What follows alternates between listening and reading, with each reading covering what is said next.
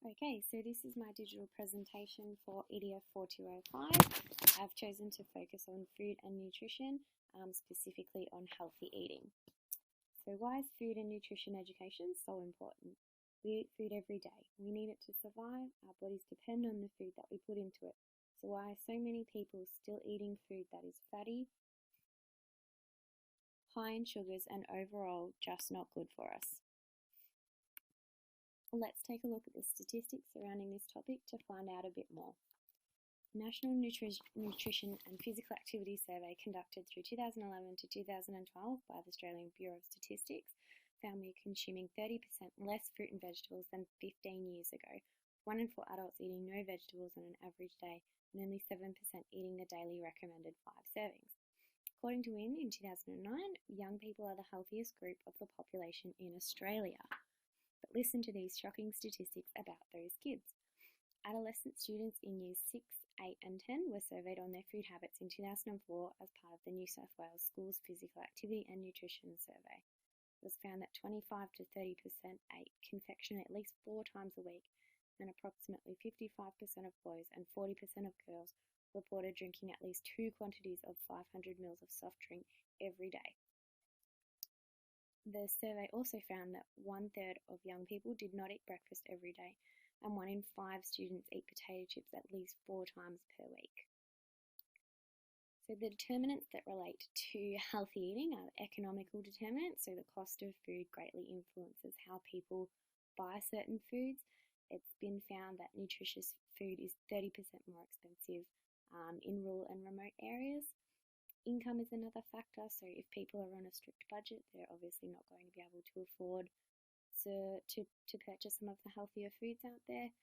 And transport can also be an issue. So do people have the transport readily available to go to the supermarkets to get the fresh food? Okay, so there's social determinants. Where food is eaten can influence the types of foods that are consumed, so healthy foods might not be available at shopping centres, which leaves people with not much choice, and they'll end up having to buy the unhealthy food anyway. Cultural and family differences in food choices mean that people have been brought up eating certain foods, and this can sometimes mean the exclusion of certain food groups like meat or dairy. Meal patterns, so is it normal to snack throughout the day, or should you have 3 main meals? Many people experience the 3 o'clock munchies and they want a hot chocolate hit or a sugar hit. So when people get to this stage, their choices may be influenced by what is available and what they have previously eaten that day. The biological determinants is one of the main ones that relates to food choices and healthy eating. So in terms of hunger, a study conducted by Stubbs, Van Wyk and Johnston and Harburn in 1996 found that when we eat fatty foods, our hunger is not satisfied. Carbohydrates has an intermediate effect, and protein has found to be the most filling. Palatability is also a factor, so if sweetened high-fat foods have a large sensory appeal, which is why we consume so much of these foods. And taste, obviously we all want something that tastes good, and certain people are born with likings and dislikings, such as salty and bitter. The psychological and behavioural or physical determinants. So stress can be found to influence the food choices we make. So people might eat less food when they're experiencing psychological stress, or may have a preference for a type of food. Mood also has an influence on our food choices, so food cravings, diets and body image, which results in specific food choices. Okay, so education. So if people don't have education about the food and nutrition that they're having, then they're not going to make very good choices. If they don't have the skills to make the food, they're also going to make poor choices, or they'll think that they're going to get it wrong, so they won't want to try it. And a lot of people consider themselves to be time poor. So the curriculum, how does food, nutrition and healthy eating link with the curriculum? So for the foundation level, contributing to healthy and active communities, and they need to identify actions that promote health, safety and well-being, and there's an elaboration there as well. For levels 1 and 2, being healthy, safe and active, so recognising situations and opportunities to promote health and safety well-being.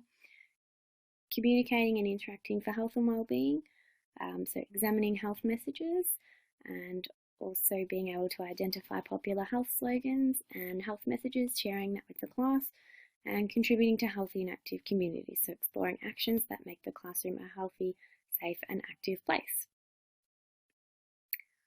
For levels 3 and 4, being healthy, safe and active again pops up, with identifying and practicing strategies to promote health, safety and well-being, communicating and interacting for health and well-being, so discussing and interpreting health information and messages in the media, accessing different sources of information as well, and contributing to healthy and active communities, so describe strategies to make the classroom and playground healthy, safe and active. And for 5/6s, we've got plan and practice strategies to promote health, safety and well-being, so comparing food labels and also investigating the role of preventative health in promoting and maintaining health, safety and well-being. For levels 3, 4 and also 5/6, we've also got some links to technology, so investigating food and fibre production and food technologies, and also investigating the role of food preparation in maintaining good health and the importance of food safety and hygiene. So research into the teaching and learning regarding food and nutrition. So according to the World Health Organization, health education improves the health status of individuals, families, communities, states and the nation, enhancing the quality of life for all people and reduces premature deaths. So in order to teach healthy eating as well as health education, we need students to gain knowledge and understanding surrounding these issues. According to Calcott, Miller and Wilson-Gahan, in 2009, schools are felt to be a perfect setting for capturing the attention of the young in relation to their health and well-being knowledge. They also stated that schools facilitate the learning of health, knowledge, understanding and skills that will empower students to choose positive behaviours for their health and well-being. So it's essential that students are educated on and have access to health information. St. Leger in 2006 suggests that in order for health education in schools to be effective, we need between 40 to 50 hours per year of dedicated health teaching. So that means that we can teach protective factors to the students such as coping, decision making and health literacy. Jordan et al. In 2000, cited by Lee, McQuaig, Burrows, Penny and Wright in 2015, suggests that maximising a country's health literacy is now seen to be one of the most important approaches to improving population health.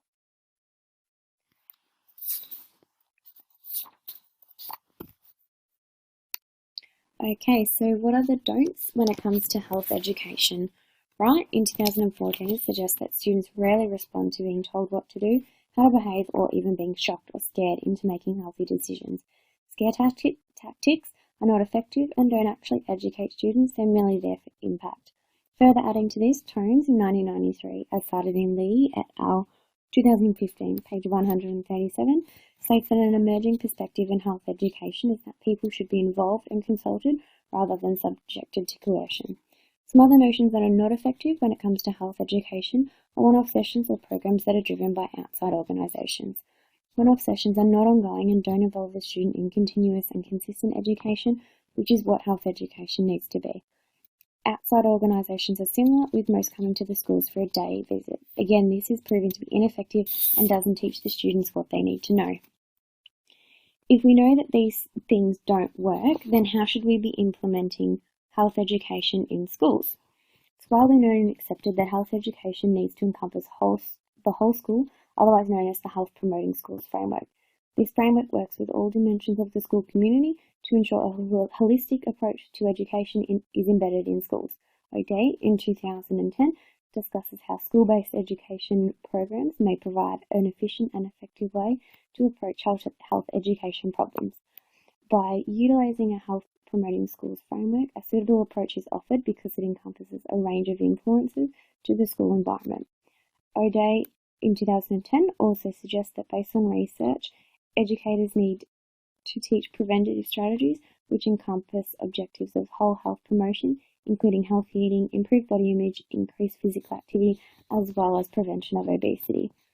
Learner-centered approaches are effective when teaching health education as they allow students to be active, construct their own knowledge, and it also builds on student prior knowledge and cognitive skills, as suggested by Lee et al. 2015.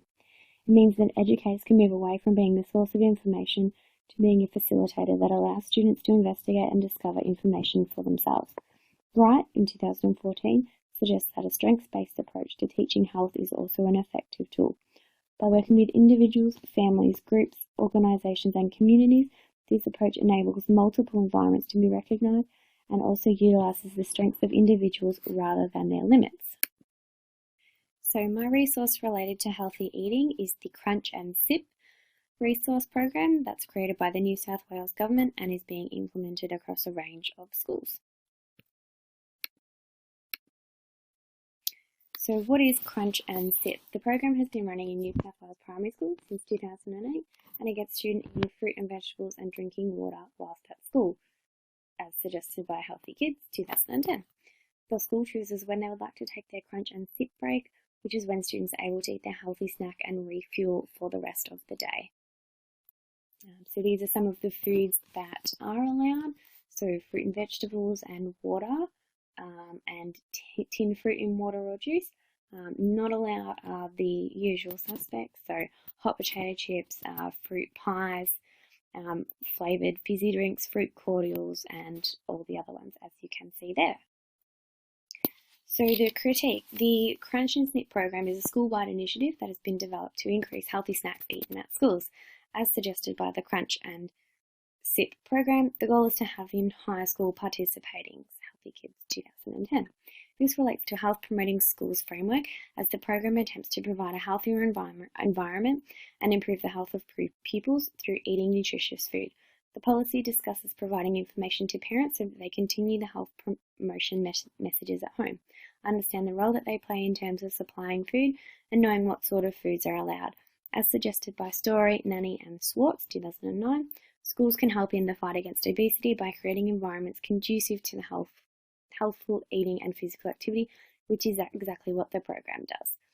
In regards to student-centered approaches, the students are the ones that are participating in the program each day, although the program was not something that the students came up with themselves as this is a government initiative. The program does link to the curriculum as students are eating the Always Foods and Drinks or the green food and drinks. They are exploring how fruit and water breaks help support classroom health and well-being and exploring how healthy foods can influence health and well-being as suggested by Akara 2015. The dimensions of health are where the program is lacking. The social determinant of health, which encompasses culture, family and meal patterns, is not catered for quite as well as it could be. So some families might not include fruit and vegetables as regular snacks, so this might be a little bit out of the way for them to do this. Economical determinant is also a problem because some families are struggling for money and they don't have the money spared aside for them to purchase fruit and vegetables for their children each week. The result of this means that some students might not have a healthy snack and left feeling embarrassed and a bit left out while the other kids are having their snack. The program does suggest a way to overcome this issue by stating that schools can source produce through donations from the local greengrocer. However, the program also suggests getting monetary donations from parents so that the school can purchase food for students. Again, this is just not viable for some families. The behavioural and physical determinant of health is also not really considered in the program. The program's not based on educating students, it's mainly just about getting them to eat a healthy snack at school. So part of the program is the students watch the Crunch and Snip and Sip DVD at the whole school assembly to show them what it's about, but that's basically where the education part ends. The ideas haven't been suggested to follow through into teaching healthy eating in the schools or to encourage teachers to incorporate healthy eating into their curriculum. The only mention of classroom learning is use Crunch and Sip as a tool for learning in your classroom every day. This is quite broad and the program doesn't offer anything beyond this statement. Overall, the Crunch and Sip program has some definite health benefits that have been outlined, but there are still ways which it can be improved to become a whole school educational focus. So here's the reference list.